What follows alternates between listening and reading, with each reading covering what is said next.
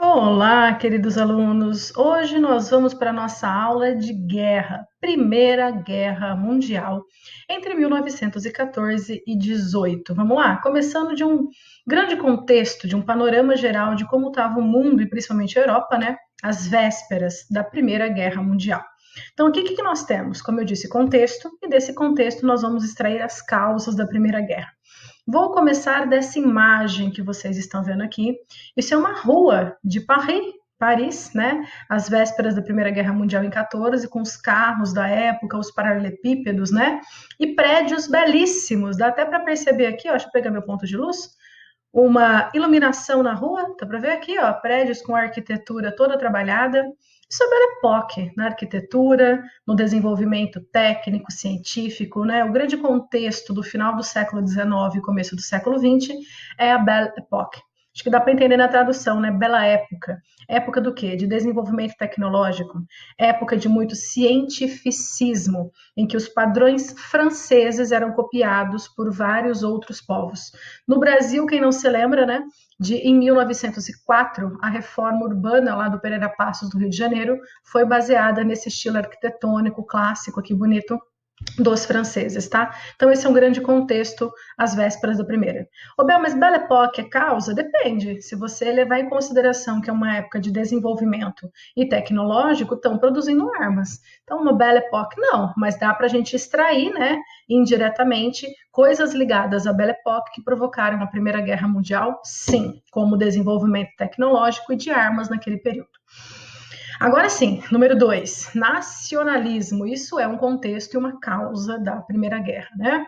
As identidades nacionais foram construídas, criadas durante o século XIX. Muitas nações, além de nacionalistas, se transformaram em nações xenofóbicas, né? Com aversão a estrangeiro, a produto estrangeiro, a religião estrangeira, a cultura estrangeira. E esse xenofobismo e esse nacionalismo são fatores que levam a gente a compreender a Primeira Guerra Mundial, sim.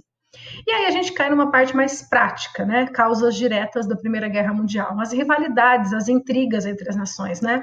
Na letra A, a gente tem a rivalidade anglo-alemã, né? Entre a Inglaterra e a Alemanha, porque elas eram as duas maiores concorrentes industriais da época. Digamos que elas eram as maiores potências, né? Às vésperas da Primeira Guerra Mundial.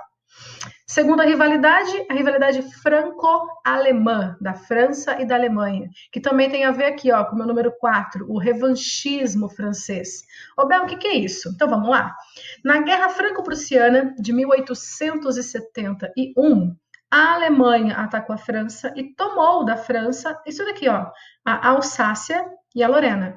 Então elas são rivais, né, por essa região que é a Alsácia-Lorena, e que em 1914 está com a Alemanha, porque a Alemanha conquistou durante a Guerra Franco-Prussiana. Portanto, a França perdeu e quer, como está no número 4, uma revanche. O que é esse revanchismo? É pegar de volta a Alsácia e a Lorena, que estão aqui, ó, gente. França de verde, Alemanha de rosinha claro, e aqui, né, a Lorena e a Alsácia e a Lorena. Esse é o mapa de 14, né, colocando a Alsácia e a Lorena em território alemão. Seguindo, rivalidade russo-alemã. Essa rivalidade russo-alemã tem a ver com paneslavismo, com pangermanismo, com a questão balcânica e muitos outros fatores, né? Então vamos entender? Essa rivalidade entre russos e alemães está relacionado ao expansionismo russo. Tá aqui, ó, número 5, o paneslavismo é o expansionismo russo. Os russos queriam ampliar as suas áreas de interesse, queriam dominar territórios na região balcânica, queriam dominar áreas de população de etnia eslava, e a gente chama isso de paneslavismo. E a Alemanha também, né? A Alemanha também queria expandir aqui com o seu pangermanismo, aqui no meu número 6.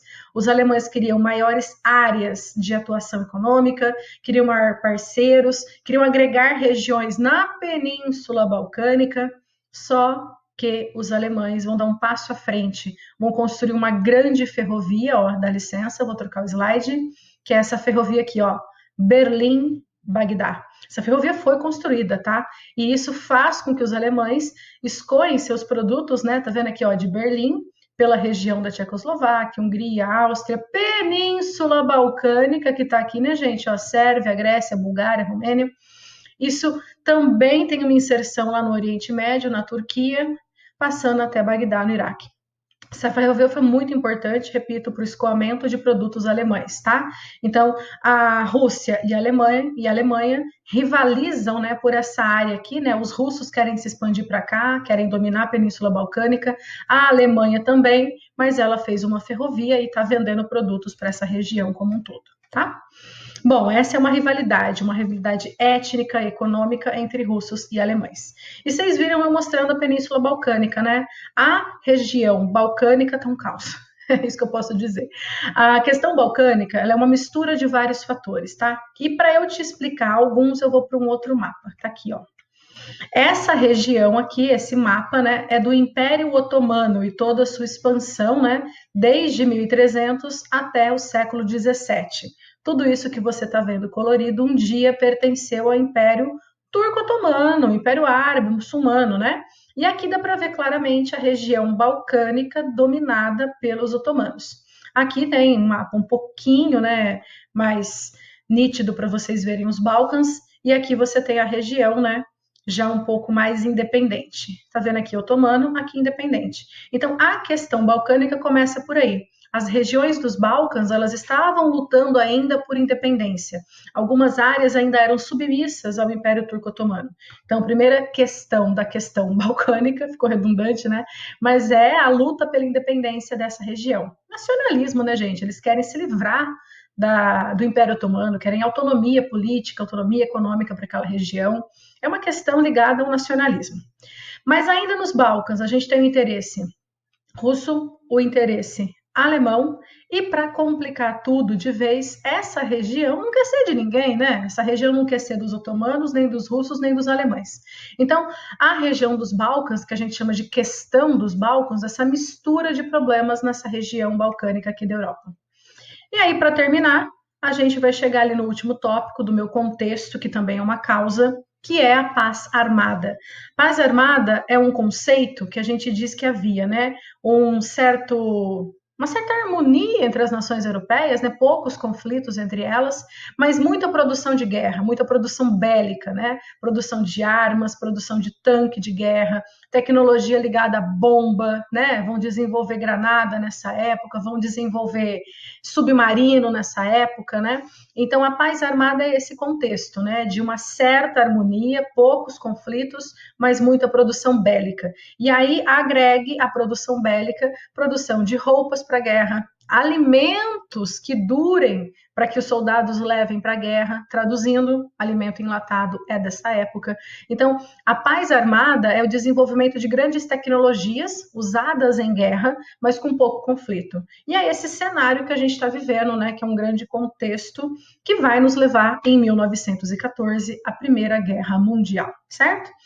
Vimos Alsácia-Lorena, vimos a ferrovia Berlim-Bagdá, vimos os Balcãs, aqui tem um mapa que é o ampliado da tela anterior, né, para vocês verem aqui, ó, a região da Península Balcânica, que já foi otomana.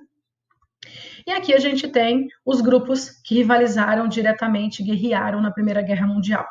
Desse lado, eu coloquei aqui de vermelhinho a Tríplice Aliança, formada desde o século XIX pelos alemães, Áustria-Hungria e Itália. Foram as três últimas regiões a se unificar, a se formarem, né? A unificação da Alemanha foi em 1871, a Áustria se uniu à Hungria em 1867 e a unificação da Itália em 1870, tá? Como essa região central da Europa teve esses seus processos de unificação tardia, eles fizeram imperialismos mais tardios e isso vai colocar esses países, né, em, digamos assim, uma certa semelhança para se unirem desde o século XIX, principalmente por causa da corrida imperialista, tá? Isso é um dos fatores que une a Tríplice Aliança. Do outro lado, nós temos a Tríplice Entente, né, formada já no século XX pela França, Inglaterra, Rússia, e os Estados Unidos estão entre aspas, porque eles não estão na formação da Entente, mas eles entram no meio da guerra ao lado dos países da Tríplice Entente, tá? Isso daqui já foi formado bem pertinho já da Primeira Guerra Mundial. E aí a gente tem um mapa para você entender a Europa dividida. Verdinho, Tríplice Entente, rosinha, Tríplice Aliança, tá vendo? A Grã-Bretanha, aqui toda unida, Inglaterra, França, Rússia, e aqui o Império Alemão, Austro-Húngaro e a Itália. Então vamos para a guerra. Como começa, Bel, a Primeira Guerra Mundial? Ela começa com o que a gente chama de estopim, e para alguns historiadores já é uma causa da Primeira Guerra Mundial, né? O assassinato desse cara aqui, ó, Francisco Ferdinando, o herdeiro do trono do Império Austro-Húngaro, que foi assassinado junto com a sua esposa lá na Sérvia, no que hoje, né, é a cidade de Sarajevo, e na verdade pertence hoje à Bósnia e Herzegovina, tá? Quando ele foi assassinado, né, lá na Sérvia, por um grupo nacionalista sérvio chamado de Mão Negra, esse atentado ao herdeiro do trono não pegou bem diplomaticamente. A nação austro-húngara queria invadir, né, a Sérvia, perseguir, né, esse grupo que fez o atentado ao seu herdeiro e puni-los lá na região do Império Austro-Húngaro. Mas a Sérvia, já lutando pela autonomia, com esse monte de interesses internacionais sobre ela, falou: não, o atentado aconteceu no meu território, eu tenho autonomia sobre o meu território, quem pune esses responsáveis sou eu, Sérvia. E esse impasse leva ao Império Austro-Húngaro atacar a Sérvia. E aí a gente tem o início da Primeira Guerra Mundial em julho de 1914. Ô Bel, mas como que né, da Sérvia, de um impasse entre duas nações, a gente tem uma guerra mundial, né? Vamos entender? Eu vou voltar ao mapa.